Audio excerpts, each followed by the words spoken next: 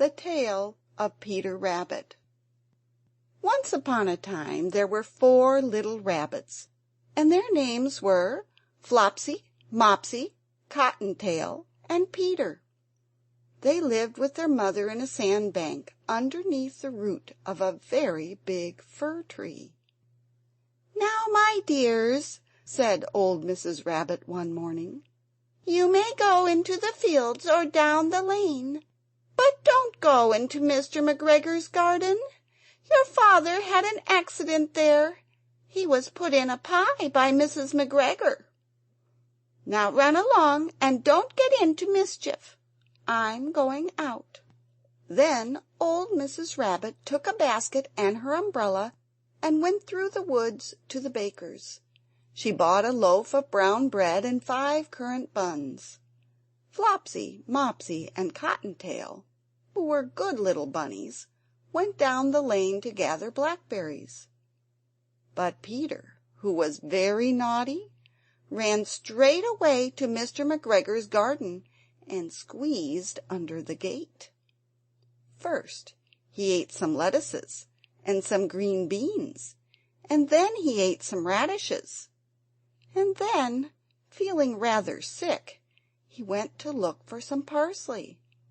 But round the end of the cucumber frame, who should he meet but Mr. McGregor. Mr. McGregor was on his hands and knees planting out young cabbages, but he jumped up and ran after Peter, waving a rake and calling out, "Stop, thief!" Peter was most dreadfully frightened. He rushed all over the garden, for he had forgotten the way back to the gate. He lost one of his shoes among the cabbages, and the other shoe amongst the potatoes. After losing them, he ran on 4 legs and went faster, so that I think he might have gotten away altogether, if he had not, unfortunately, run into a gooseberry net, and got caught by the large buttons on his jacket. It was a blue jacket with brass buttons, quite new. Peter gave himself up for lost, and shed big tears, but his sobs were overheard by some friendly sparrows, who flew to him in great excitement and implored him to exert himself.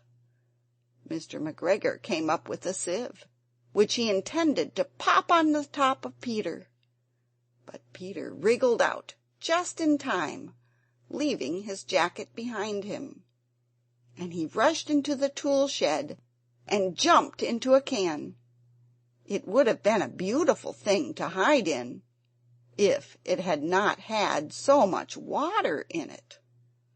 Mr. McGregor was quite sure that Peter was somewhere in the tool shed, perhaps hidden underneath a flower pot. He began to turn them over carefully, looking under each. Presently Peter sneezed. "Kerchoo!" Mr. McGregor was after him in no time, and he tried to put his foot upon Peter, who jumped out of a window, upsetting 3 plants. The window was too small for Mr. McGregor, and he was tired of running after Peter. He went back to work. Peter sat down to rest.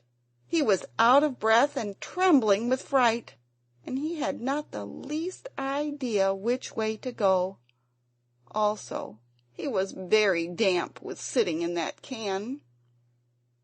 After a time he began to wander about, going lippity-lippity, not very fast, and looking all around. He found a door in a wall, but it was locked, and there was no room for a fat little rabbit to squeeze underneath. An old mouse was running in and out over the stone doorstep, carrying peas and beans to her family in the wood. Peter asked her the way to the gate, but she had such a large pea in her mouth that she could not answer. She only shook her head at him. Peter began to cry. Then he tried to find his way straight across the garden, but he became more and more puzzled. Presently he came to a pond where Mr. McGregor filled his water cans. A white cat sat staring at some goldfish. She sat very, very still, but now and then the tip of her tail twitched as if it were alive. Peter thought it best to go away without speaking to her. He has heard about cats from his cousin little Benjamin Bunny. He went back toward the tool shed, but suddenly, quite close to him, he heard the noise of a hoe. Scritch, scratch, scratch, scritch. Peter scuttered underneath the bushes, but presently, as nothing happened, he came out and climbed upon a wheelbarrow and peeped over. The first thing he saw was Mr. McGregor hoeing onions. His back was turned towards Peter, and beyond him was the gate. Peter got down very quietly off the wheelbarrow and started running as fast as he could go, along a straight walk behind some black-currant bushes. Mr. McGregor caught sight of him at the corner, but Peter did not care. He slipped underneath the gate and was safe at last in the wood outside the garden.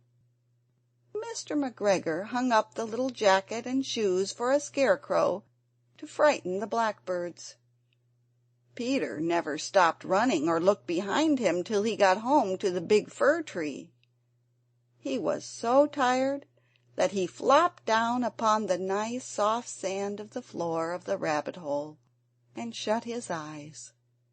His mother was busy cooking. She wondered what he had done with his clothes. It was the second little jacket and pair of shoes that Peter had lost in a fortnight. I am sorry to say that Peter was not very well during the evening. His mother put him to bed and made some chamomile tea, and she gave a dose of it to Peter. 1 tablespoonful to be taken at bedtime. But Flopsy, Mopsy, and Cottontail had bread and milk and blackberries for supper.